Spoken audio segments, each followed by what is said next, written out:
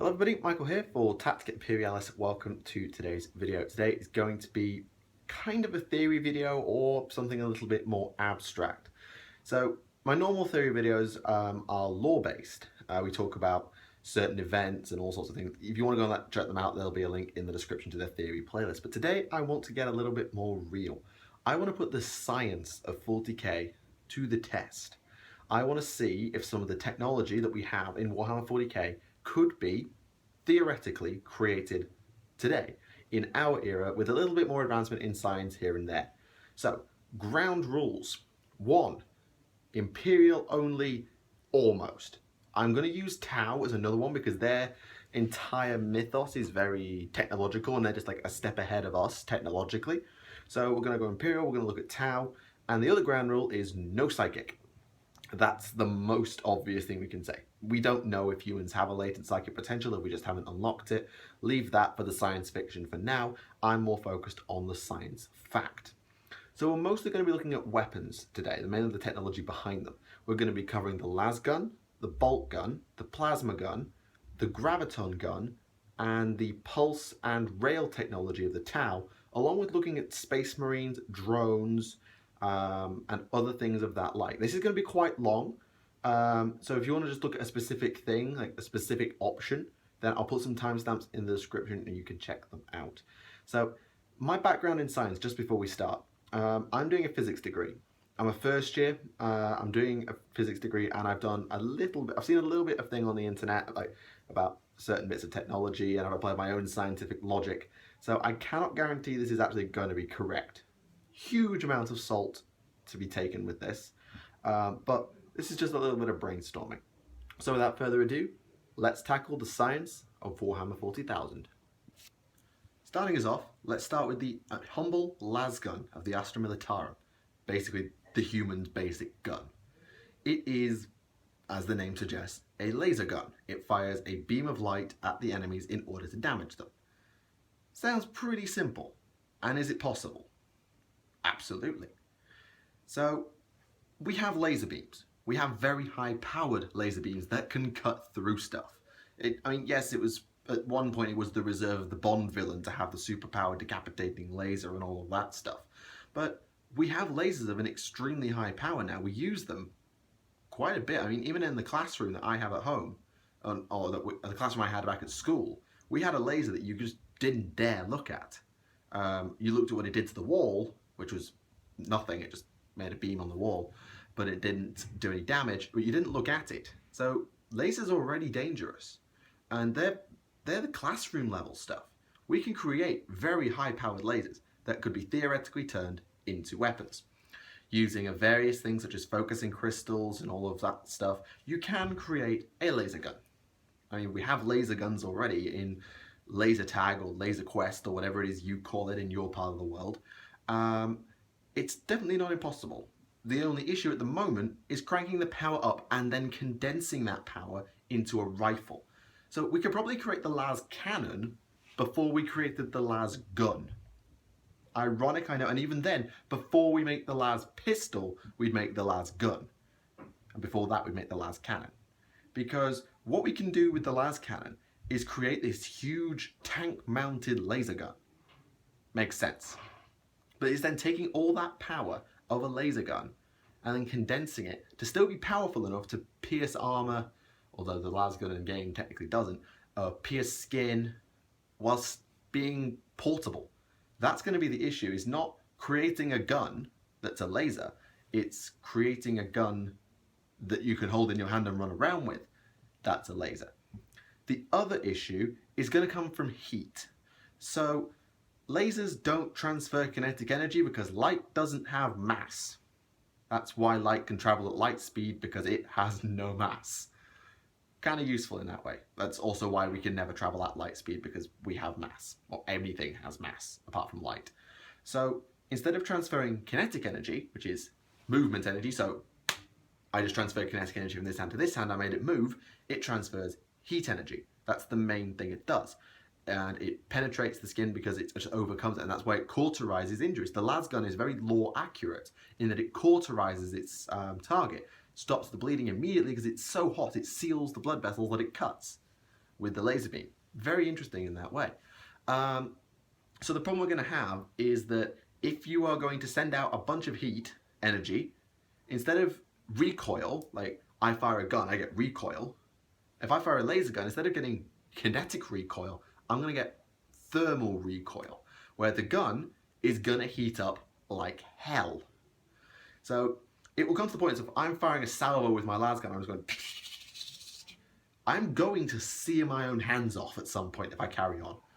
I mean, you could time it so that it runs out of ammo and you have to reload before the weapon overheats, but if you're a fast reloader, you go empty, quick, go, bang, the gun is still going to be absolutely scalding hot. So what they need to find a way to do is create a huge amount of heat sink and heat dispersion along with everything else. Now you might sound like I'm going into the territory of the plasma gun, which I'm going to cover later, but lasers still do create a lot of heat, particularly the high power ones that we use in the las cannon. So a las cannon will probably need a lot of heat vents, and again, this comes into the design of the las gun. It needs to be man-portable, extremely powerful, and yet also able to vent heat in a really user-friendly way. So perhaps it would be something you can't hold in your bare hands.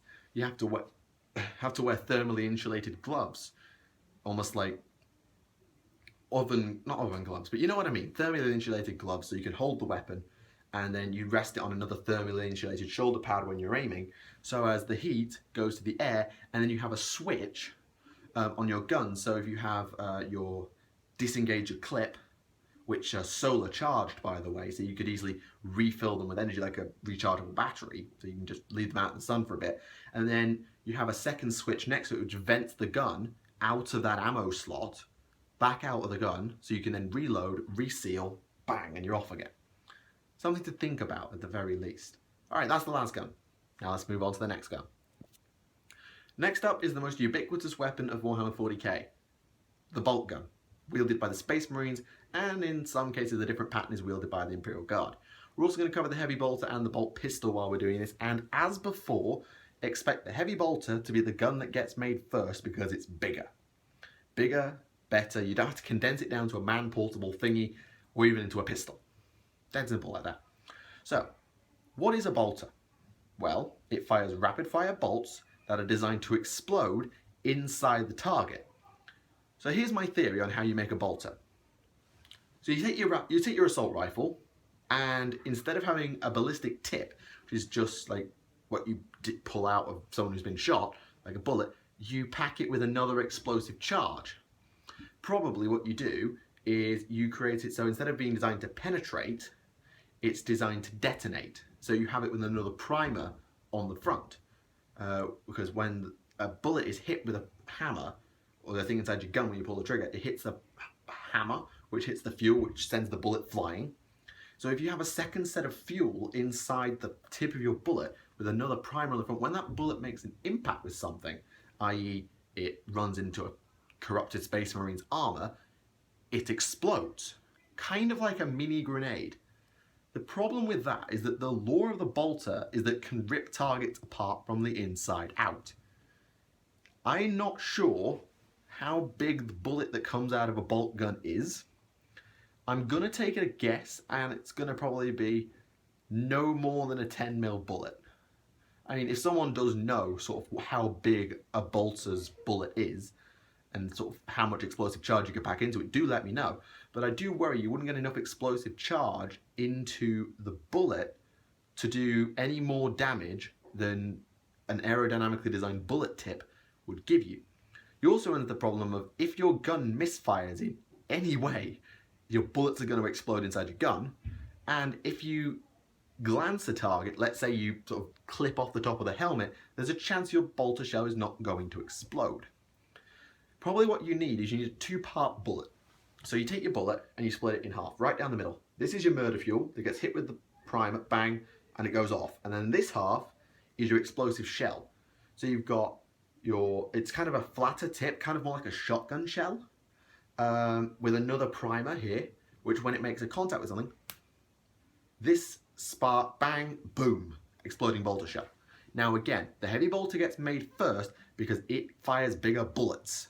It can do more damage. You don't have to scale it down to an assault rifle. You can do it on a literal tank gun or the super heavy man portable guns. I mean, you have to be a space marine to carry a heavy bolter, or you have to be Sergeant Harker, but you see my point.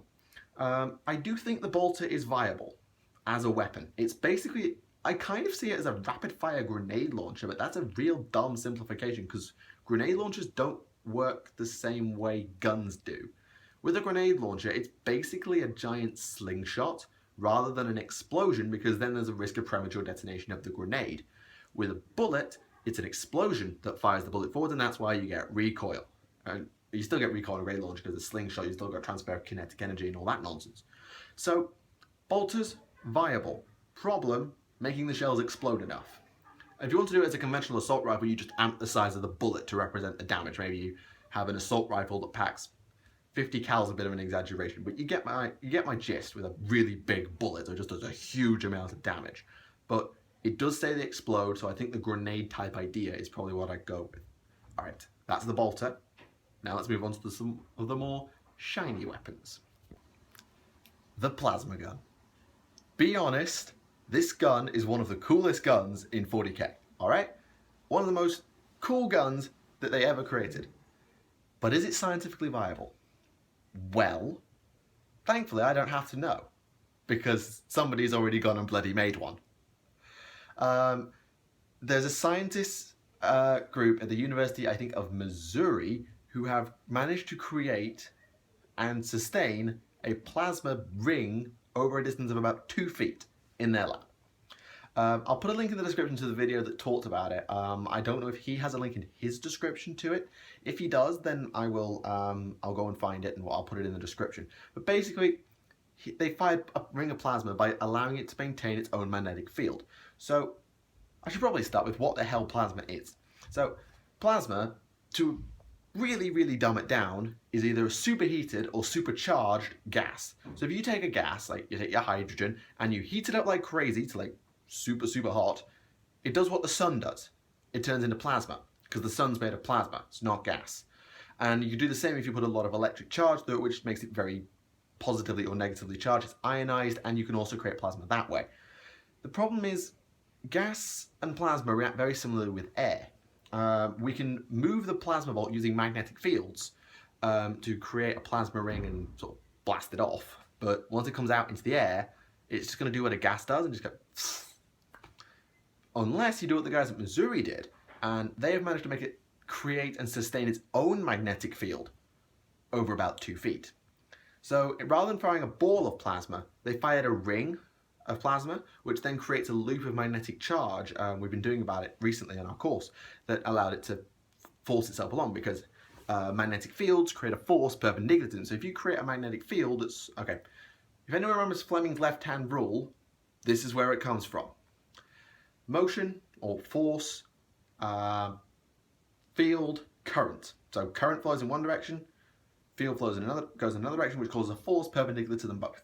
So if you create a field that's going along, you get a current running along here that creates a field along here, and that creates a force along there, your plasma ball is going to do that. And if you can allow it to maintain that field on its own, then it could just go. Now they've only got to 2 feet, but who knows if this could go further. So plasma gun, definitely viable as a weapon. Whether it does what it does in the game, hard to know, because well, okay, it's superheated gas, it's going to do a hell of a lot of damage. Whether it burns through armor is another debate, and whether it's so powerful is another debate, but on contact with skin, you're dead. You're dead, okay? It's super hot. I'm not going to quote the guy, because you can actually melt people with a plasma gun as well. People at the University of Leicester, which I nearly ended up going to, did the math, and you can actually create enough power out of a plasma gun to vaporize somebody. Mad scientists, all of them. Anyway, so the plasma gun is absolutely viable. What you'd have to do is, kind of like with the lasgun, is worry about heat, because again, a lot of plasma's energy transfer. Yes, it has kinetic energy because plasma is a gas, and gas has mass. It's a thing, it has mass, so it will hit you. It's not very fast. It's not like a lasgun, which means that it's got to have a little heat transfer, and that means you're going to get a lot of heat buildup in the gun, which is reflected by the gets hot special rule in the game. So again, you need to be able to vent the goddamn gun. Once you get that problem sorted, I managed to vent the thing without cooling the plasma too much and turning it back into a damp squib of a gas. If you create enough magnetic field, you can just launch it at will. Plasma cannons will probably come first. No, actually, plasma pistols will probably... I don't know how big this ring of plasma was. We could get the gun, we could get the pistol, we could get the cannon. Hard to know. But that's the plasma gun. It's viable, it's cool. Now I want to talk about Tau for a bit. The Tau Empire has a butt ton of big scary guns. From the pulse rifle, which I did the reading is basically a plasma gun, only it's bursts of plasma, so treat them as plasma guns condensed down to be a bit weaker. So instead of firing superheated gas, it's just pretty heated gas, but it goes over a longer range because it doesn't dissipate its heat to the air as fast because there's a smaller temperature gradient. Makes sense. But the main piece of Tau tech that I really want to talk about is the Railgun. Now the Railgun is extremely cool. So what a Railgun is, in premise, is a magnetic rocket launcher. And that's it. So going back to this thing, Fleming's left-hand rule, if you create two magnetic beams, and you induce a magnetic field in them, in the right direction, you induce a current to induce a field, to induce a force, you can send something running along them, and it moves. If you create a strong enough field, you can really get it moving. And if you have a lot of little fields, like lots of little inducers underneath, like little wires running underneath that induce a field, that all point in that direction, so they all go in that direction, you are going to accelerate the bejesus out of that projectile. So Matt, solid shell made of, let's say, iron, because that's a magnetic material we all know, and induce a huge amount of magnetic force, you've got a railgun. It launches a solid shell at huge speed, massive speeds. And if you do the calculation F equals BQV, where force is strength of magnetic field times the charge times the velocity, if you make a big field and you can get it to go pretty damn fast, then, well, the force is going to hit like a bloody bomb without exploding. It's just going to be a solid shell that punches through freaking everything, hence why strength 10 AP1 is a thing. So the Railgun is one of the coolest pieces of tech I've ever seen. In fact, my homework this week involves a Railgun, like doing the maths behind the Railgun. So could we make a Railgun? Oh, hell yes. Now, Railguns are actually quite interesting because they're very useful in space combat. Energy weapons, maybe not so much, but solid shot weapons don't slow down in space because, well, there's not much there to slow them down. Which means that a railgun fired in space is going to go very damn fast at whatever it's aiming at. So as long as you aim it right, and maybe a judge for gravity if you're really close to a planet, then, well, you have a solid shot ship buster. And you can have racks upon racks of them. Of course, you can do it with lasers as well, which is what the Imperium does, but railguns is another solid space battle option. So there you go. I just wanted to talk about that one quickly. While we're on Tau though, let's talk about drones. Now, drones are basically artificial intelligence, and that's it. Now, AI. AI is a touchy subject because people are scared of artificial intelligence. It's going to kill us all. Oh no. I'm not going to weigh into the ethics behind AI because, quite frankly, I'm a first-year physicist and I just kind of want to see what happens if we do develop AI because, I don't know, I'm a bit of a sadist sometimes. But, okay, that's overkill, but you know what I mean. I kind of want to see what happens with AI, so I don't want to say, oh, they're going to doom us all. They might, but it would be sure as hell fun to find out along the way. Maybe. What am I saying? I'm getting off on tangents here. So yeah, AI is cool. And if we can develop drone AI to do what the Tau drones do, which is create force shields, I'll talk about force shields actually in a minute, fire weapons, kind of like what we do now, coordinate airstrikes, or even pilot war suits like the Tau use them to, because the one I think of is Shastra Oblot 9-0, who is an AI engram piloting a broadside suit, not an actual living Tau. AI is cool. The Imperium hates AI because servicious reasons, and the Tau don't get it, and I don't either, because we sort of have AI in the Imperium, and it's called servo skulls and servitors and all that sort of thing. It's half human, half machine. Even Skidari and robot protocols to a point is kind of artificial intelligence. Anyway, AI is good. Could we do it? Absolutely. What this leads me on to is the machine spirit. Now, the machine spirit implies that machines have a soul.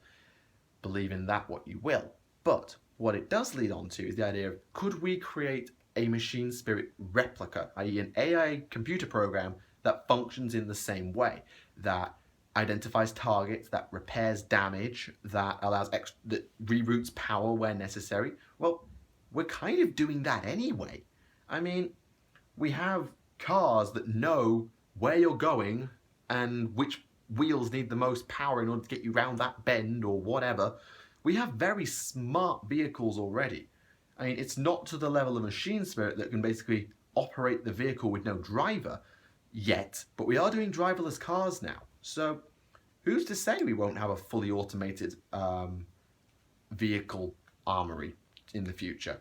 And combine that with well-trained human pilots, you can create the idea of a machine spirit.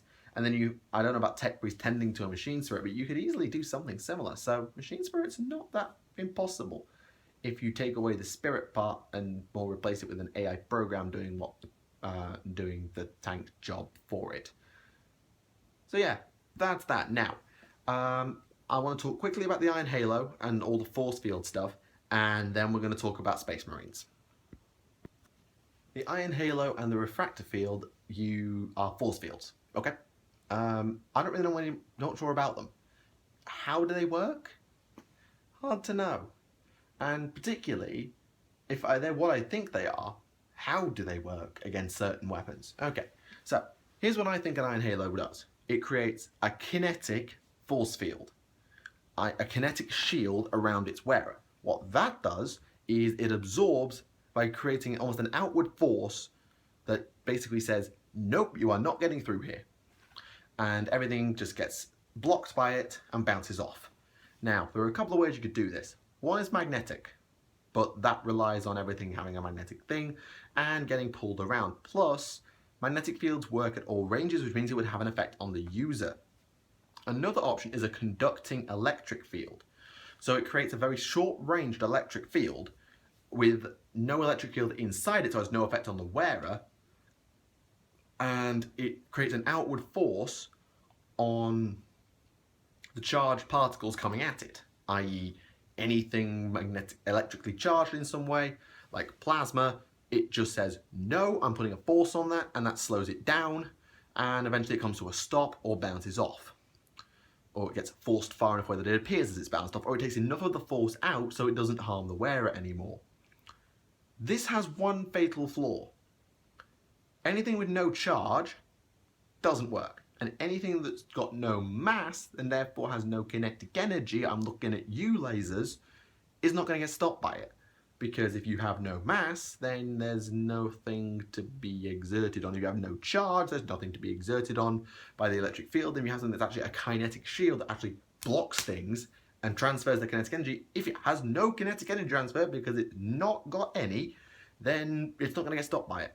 So lasers kind of ruin the whole force field theory. Sorry. Right, last thing. The Adeptus Astartes themselves. Alright, time to talk Space Marines. Now I'm not going to talk about the biology, because I don't know anything about biology. I don't know if we could do the genetic stuff necessary to create a genetically viable Space Marine. I don't. And frankly, I don't want to know. Not my problem. I'll just worry about power armor. You biologists out there, you sort out how to make a Space Marine. I'll just put them in the armor. Okay, so let's talk about power armor. What is power armor? It is not just like armor plates. It is way, way, way beyond just a set of armor plates. It is a heads-up display, a series of complex computers built into the helm. Oh, excuse me. So you've got a full heads-up display, status readings, battlefield scans, all that sort of thing is built into the eyepiece. It's a communicator array through the helm again. It's got a full power pack on the back because it's so heavy that a normal human or Space Marine even cannot lift it on his own. He can't like walk around in his armor. He's got to have that power pack helping him move, at least in some cases. Certainly with the Centurion war suits that's the case, although with the power armor it kind of depends. It's got to be strong, resilient, and able to take the recoil of a weapon. I believe they make it of plasteel, which sounds like a combo of plastic and steel. So if you take the resilience of steel combined with the weight and flexibility of plastic, I suppose you could do it. Although I would rather do it with nanophysics and things like that, having like nano coatings and different things to aid with resilience and anti-corrosion and all that sort of thing. It's got to be very resilient to environment, so it's got to be able to walk through different water systems and ecosystems. It's got to be able to be heat resistant, cold resistant. It's not conducting to electricity, so like a bolt of lightning isn't just going to skewer you. Ideally, it will like the Empire State Building, where it's conducting, so it sends it around the outside. You want all of those things, plus it's got to be able to stop a bullet, and far, far more besides. It's got to be able to stop plasma bolts, it's got to be able to stop lasers, it's got to be able to stop everything. And that's very, very difficult. I mean, we are creating loads of different things to do with armor and resilience for our infantry, and like English, we should do. Like, the brave people who go out there and fight for us deserve to be protected from what's being thrown at them. So armor tech is developing, but the entire full body war suit that we see in Warhammer, not so much. Now, this was several years ago, but I read an article, and I'm willing to be wrong on this, that there was a rumour of a development of an Iron Man-esque suit in the American military. That's probably wrong. Gonna say that now, but if it's true, well, cool. Jump back suit of armour with a computer built into it, sure thing. What if we go by the comics though with Iron Man, what that sort of lacked was, I don't know, it seemed to be lacking something. At least if we compare it to Space Marines, it's not got the same weight to it. It's not probably as able to wield as heavy a weapon as power armor can, but it's more maneuverable. Hence why it can be powered basically by a little couple of boosters in its hands and things like that, compared to a freaking power pack or a jump pack just to go anywhere. So yeah, it'd be cool if we could do those full armored war suits. I think power armor, as we see it 40k, is a bit of a stretch. Be interesting to try though, and yeah, that pretty much covers that. As far as other marine weapons go, the graviton gun is ridiculous. I mean, we just discovered and confirmed the existence of gravitational waves, but somehow I doubt we'd be able to create local changes in a gravitational field without severely stuffing things up in the process. Melter tech, I don't even know where to start.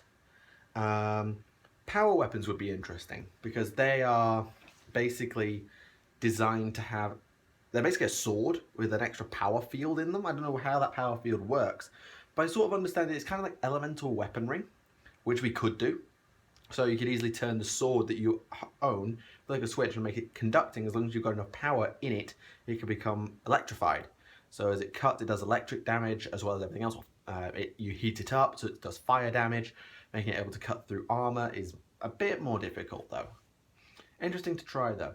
And there we go. That is my long-winded look at the science behind Warhammer 40,000.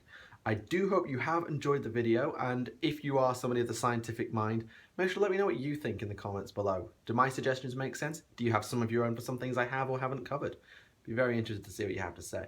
So, thank you very much for watching the video. Make sure to leave it a like and subscribe if you have not done so already. We're well on the road to 1,000 subscribers, and I would really appreciate your support. My name is Michael for Tactica Imperialis. Until the next time, see you all again. Bye for now.